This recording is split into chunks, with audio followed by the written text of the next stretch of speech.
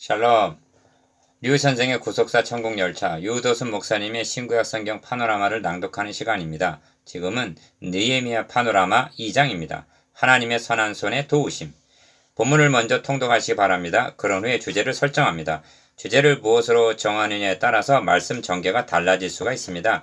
2장의 주제가 무엇이라고 여겨집니까? 저는 내 하나님의 선한 손이 나를 도우심으로 왕이 허락하고 한 8절, 하나님의 선한 손의 도우심이라고 여겨집니다.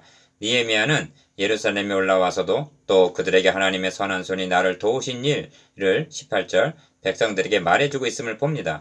이제까지 인도하심도 하나님의 선한 손의 도우시며 앞으로의 역사도 하나님의 선한 손의 도우심으로 말미암아 형통케 하실 것을 느헤미야는 믿고 있는 것입니다.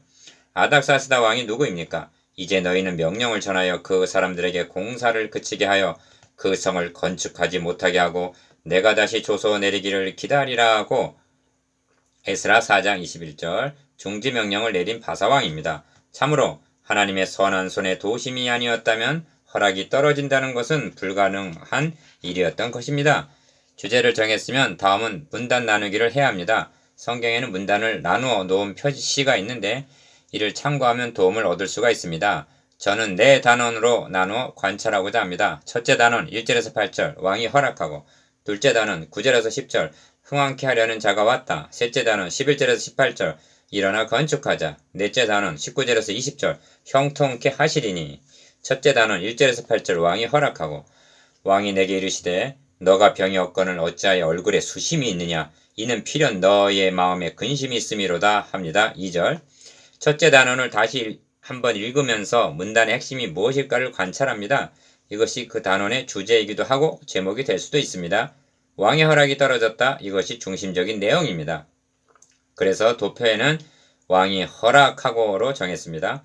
그런데 이 점에서 중요한 요점이 있습니다. 그것은 단원의 제목, 왕이 허락하고 이 전체 주제와 연관을 이룰 수가 있어야만 한다는, 그것은 단원의 제목이 왕이 허락하고죠.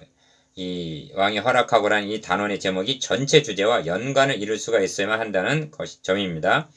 즉 이런 뜻입니다. 하나님의 선한 손, 전체 주제의 도우심으로 왕이 허락하고라고 단원의 주제가 전체 주제와 결부가 되어야 한다는 것입니다. 그래야만 통일성이 있고 증언코자 하는 주제가 뚜렷하게 부각이 됩니다. 도표에 나타난 첫째 단원을 보시면 왕이 묻습니다. 그러면 너가 무엇을 원하느냐? 느헤미야는 하늘의 하나님께 묵도하고 대답합니다. 나를 열조의 묘실이 있는 성읍에 보내어 그 성을 중건하게 하옵소서.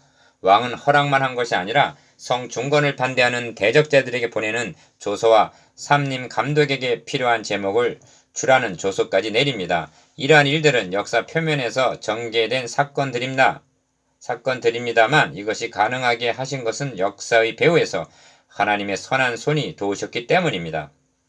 둘째 단원 9절에서 10절 흥왕케 하려는 자가 왔다. 호론 사람 산발락과 종이었던 암몬 사람 도비아가 이스라엘 자손을 흥왕하게 하려는 사람이 왔다함을 듣고 심히 근심하더라 합니다. 10절 본 단원을 읽으시면서 분단의 핵심이 무엇일까를 관찰하여 이것을 제목으로 정합니다. 다시 말씀드립니다만 단원의 제목이 전체 주제와 연관을 맺고 뒷받침할 수가 있어야 한다는 점입니다.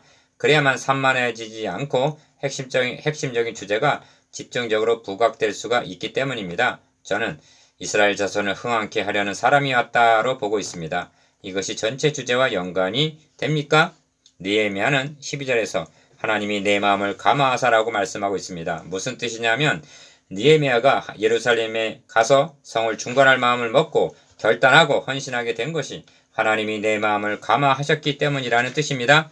그러므로 이스라엘 자손을 흥왕케 하려는 사람으로 느헤미야를 예루살렘으로 보내는 이는 하나님의 선한 손이었던 것입니다. 그리고 성을 중건하는 내내 하나님의 선한 손이 그를 붙잡고 계셨으므로 말미암아 악랄한 반대에도 불구하고 그토록 단시일에 완성할 수가 있었던 것입니다. 도표를 보십시오. 흥왕케 하려는 자가 왔다는 말을 듣고 대적자는 심히 근심하더라고 말씀합니다. 심히 근심했다 함이 이상한 일이 아닙니다.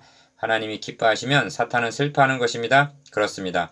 이스라엘을 흥왕케 한다는 것은 하나님의 나라를 건설하는 역사인 것입니다. 이스라엘 자손을 흥왕하게 하려는 사람이 왔다. 얼마나 멋이 있는 말씀입니까? 여러분이 섬기시는 교회를 흥왕케 하려는 사람이 왔다로 적용이 되기를 기원합니다. 아니 여러분 자신이 섬기시는 교회를 흥왕하게 하려는 자가 되시기를 축원합니다. 하나님의 선한 손이 이스라엘을 흥왕하게 하려는 자를 보내주신 것입니다. 성경은 말씀합니다. 보내심을 받지 아니하였으면 어찌 전파하리요. 로마서 10장 15절. 어느 부흥 강사가 너무 지나쳤는가 봅니다. 집회가 끝난 후에 늙은 성도가 묻더랍니다. 당신은 보내셔서 왔소? 스스로 왔소? 첫째 단은 11절에서 18절 일어나 건축하자. 또 그들에게 하나님의 선한 손이 나를 도우신 일과 왕이 내게 이른 말씀을 전하였더니 그들의 말이 일어나 건축하자 하고 모두 힘을 내어 이 선한 일을 하려 하며 18절. 본 단원의 중심점은 그들의 말이 일어나 건축하자 한 말씀입니다. 18절. 아마 오늘의 성도들이면 안 됩니다. 못합니다. 불가능합니다. 라는 반응을 보이지 않았을까요? 그러나 이러한 경우에도 유념해야 할 것은 저들이 잘나서가 아니라 하나님의 선한 손이 도우심으로 말미암아 일어나 건축하자고 봉기할 수가 있었음을 잊어서도 놓쳐서도 아니 됩니다. 학개서에 보면 여호와께서 스룹바벨의 마음과 여호수아의 마음과 모든 백성의 마음을 감동시키시매 그들이 와서 만군의 여호와 그들의 하나님의 전 공사를 하였다고 말씀하고 있습니다. 학개서 1장 14절. 느헤미야가 정보가 누설되지 않도록 야음을 틈타서 아무 사람에게도 말하지 아니하고 성벽의 실상을 정탐할 수 있었던 것도 하나님께서 그의 마음을 감화하시면서 그런 지혜가 우러나왔던 것입니다. 넷째 단은 19절에서 20절 형통케 하시리니 일어나 건축하자는 말을 듣고 대적자들은 너희가 왕을 배반하고자 하느냐고 비난을 했습니다. 19절 그들에게 대답하여 이르되 하늘의 하나님이 우리를 형통케 하시리니 그의 종들인 우리가 일어나 건축하려니와 오직 너희에게는 예루살렘에서 아무 기업도 없고 권리도 없고 기억되는 바도 없다고 말합니다. 20절 본 단원의 중심점은 하늘의 하나님이 우리로 형통케 하시리니에 있습니다. 이스라엘 자손을 흥왕케 하려는 사람이 왔다는 말을 듣고 심히 근심하던 대적들은 업신여기고 비웃었습니다. 그들이 생각하기로는 이 형편과 여건에서 성벽을 수축하는 거대한 역사를 시작한다는 것은 무모하고 불가능한 일로 여겼을 것입니다. 그러나 느헤미야는 담대히 말합니다. 하늘의 하나님이 우리를 형통케 하시리니 그의 종 우리가 일어나 건축하려니와 그렇습니다. 하나님이 건축주가 되시고 저들은 건설의 여건들로 쓰임을 받고 있을 뿐입니다. 하나님의 열심히 이루시는 구속 역사를 중단케 할 자는 누구이겠습니까?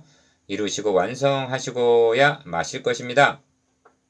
그러나 너희는 명심하라. 오직 너에게는 아무 기업도 없고 권리도 없고 기억되는 바도 없다 하였느니라. 20절. 그렇고 말고요. 신약 성경도 말씀합니다. 이 도에는 너가 관계도 없고 분깃될 것도 없느니라. 사도행전 8장 21절. 그러나 여러분은 하나님의 자녀여 후사여 유업을 이을 자입니다. 기업이 있고 권리가 있고 명록이 있음을 믿으시기 바랍니다. 그렇다면 하나님의 나라를 흥왕케 하려는 자가 되어야 마땅하지 않겠습니까? 하나님의 선한 손의 도우심을 힘입어 말입니다. 하나님께서 형통케 하실 것입니다. 아멘.